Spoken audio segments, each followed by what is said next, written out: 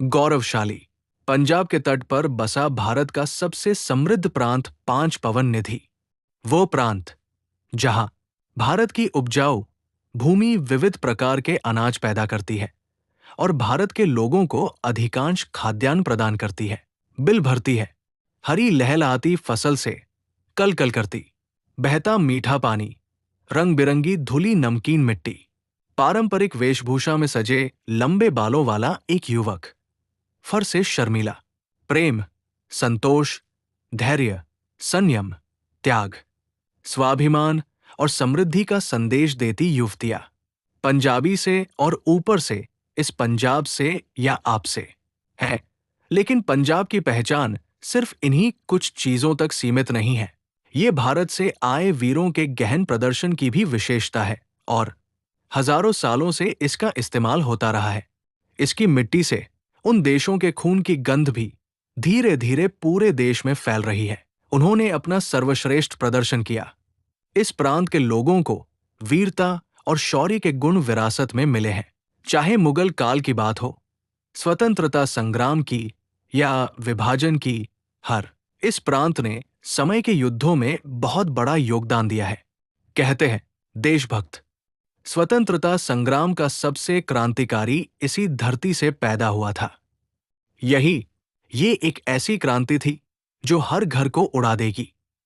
यही वीरों ने अपनी खुशियां और सौभाग्य को दबा दिया। बेटे, पिता और भाई ने ऐसा किया कि देश में कुछ भी न बचे।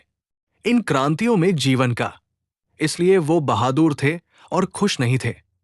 उनके मन में एक ही इच्छा थी, जीवन का एकमात्र लक्ष्य भारतीय मां को गुलामी से मुक्त कराना था। उनके मुंह से यही निकला, सूली पर बंधा हुआ, मरने का लाइसेंस लेकर। ये जीने के लिए नहीं, मां को आजाद करने के लिए है। प्रीप, अगर आप इस पर गहराई से गौर करें तो ये स्पष्ट हो जाता है। आजादी से पहले का ज्यादातर पंजाब दूर दराज के प्रांतों में फैला हुआ था। इसके बाद ये इलाका पंजाब के लैलापुर में पीक टैन में चला गया। वहां बैंगलोर नाम का एक छोटा सा गांव था। ये गांव खालसा सरदार से जुड़ा था। ये एक शानदार शो है। दरबार में उन्हें खालसा सरदार के नाम से जाना जाता था। महाराजा रणजीत सिंह ने उन्हीं की मदद से सिख साम्राज्य का विस्तार किया। इस दौरान उन्होंने शक्तिशाली पठानों सहित कई राज्यों को पराजित किया। इसके अलावा उन्होंने अंग्रेजों के विरुद्ध अद्भुत वीरता और साहस का परिचय दिया। शुरू से ही अंग्रेजों की नजर समृद्ध पंजाब पर थी और वे उसे हथियाने के लिए आतुर थे। हालांकि वे सिखों के बढ़ते प्रभाव से भी अच्छी तरह वाकिफ थे और बेसब्री से एक अवसर की प्रतीक्षा कर रहे थे। पठानों के साथ युद्ध के बाद उन्होंने अंततः सिखों को कमजोर समझकर पंजाब पर आक्रमण कर दिया। हालांकि उन्होंने सिखों की ताकत का गलत आकलन करके एक बड़ी भूल की। सिखों के रहते पंजाब पर विजय प्राप्त करना अंग्रेजों के लिए असंभव था। महाराजा रणजीत सिंह के नेतृत्व में खालसा सरदारों ने अंग्रेजों को कड़ी टक्कर दी। सरदार अर्जुन सिंह इन महान खालसा सरदारों के वंशज थे। वे अपने परिवार के साथ बंगा गांव में रहते थे।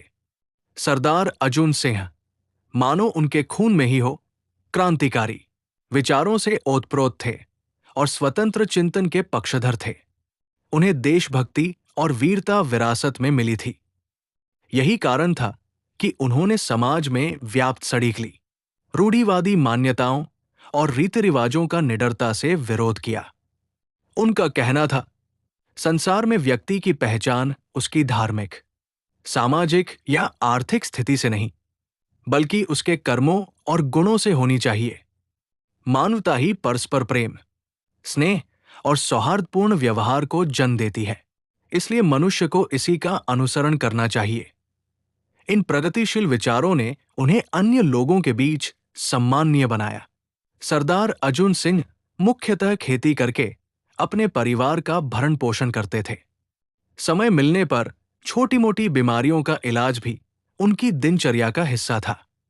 उन्होंने जया कौर से विवाह किया, जो स्वाभिमान, सहनशीलता, प्रगतिशील विचारों और देशभक्ति की धनी महिला थी। अपने पिता की तरह उनमें भी राष्ट्र के लिए अपना सर्वस्व त्याग करने की भावना कूट कूट कर भरी थी। इस प्रकार दोनों पति पत्नी एक दूसरे के पूरक थे और राष्ट्र सेवा में लगे रहे।